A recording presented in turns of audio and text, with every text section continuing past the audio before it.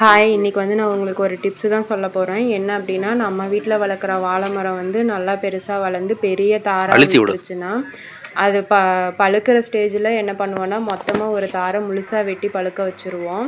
எல்லா பழமும் ஒரே டைமில் பழுக்கும். நம்மளால் எல்லாத்தையும் சாப்பிட முடியாது. அதனால் இந்த மாதிரி நான் ஒவ்வொரு சீப்பாக அறுத்து பழுக்க வைக்கிறேன். பழம் நல்லா திரண்டதுக்கு பிறகு இதே மாதிரி நீங்களும் ஒவ்வொரு சீப்பாக அறுத்து பழுக்க வச்சு சாப்பிடும்போது ரொம்ப நாள் வச்சு சாப்பிட முடியும்.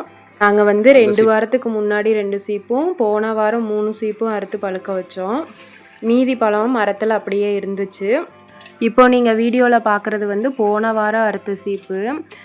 இது வரைக்கும் சீப்பாக 5 சீப்பு அறுத்து பழுக்க வச்சு சாப்பிட்டாச்சு. மீதி பழம் மரத்தில் அப்படியே இருக்குது. அதை வந்து இன்றைக்கி மொத்தமாக தாரோடு அறுக்க போகிறோம். ஏன்னா பக்கத்து வீட்டுக்கு கொடுக்குறக்கு நமக்கு எல்லாம் தாரோடு அறுத்தா சரியாக இருக்கும். அதனால் இன்றைக்கி வந்து தாரோடு அறுத்துக்கலாம். உங்களுக்கு இந்த டிப்ஸு யூஸ்ஃபுல்லாக இருக்கான்னு கண்டிப்பாக கமெண்டில் சொல்லுங்கள். போதும்ல, அது அந்த இருக்கிறதே போதும். வந்தது கூட பார்த்துக்கலாம். அப்படியே நீ பார்த்து. இப்போ நம்ம மீதி இருக்கிற பழத்தை தாரோட வெட்டிக்கலாம். நான் சீப்பு மட்டும் அறுத்துக்கலாம்.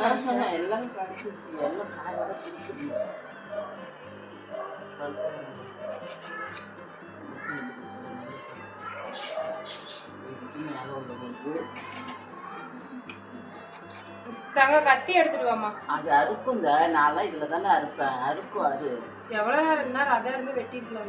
எந்த கத்தி? அருவாளா?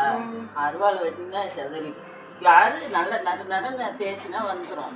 அப்படி தேய், அவ்வளோதான். இந்த பக்கம் போடு, அந்த பக்கம் போடு. பிடிச்சிக்குவீங்களா? பிடிச்சிட்டேன். புது நீ கீழ்பகுதி பிடிச்சிக்க. அவ்வளோதான். மேலே நின்றுட்டு வெயிட்டு தாங்க. பரவாயில்ல, குடி. மண்ணை எடுத்து டக்குன்னு வச்சிரு.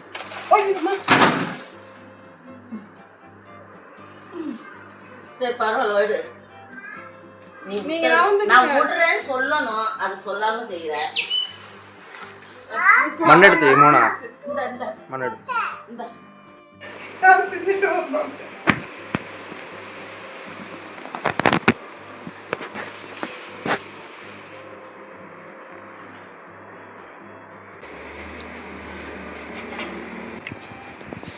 என்ன தங்கம்மா சாப்பிட்றீங்க?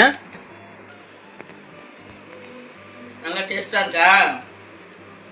அதான் வாயில் அவ்வளோ ஃபுல்லாக இருக்குதுல்ல, அப்புறம் எப்படி சொல்லுவோம்? வாயில் கொல்கட்டையாக இருக்குன்னு கேட்பாங்க, அந்த மாதிரி தான்.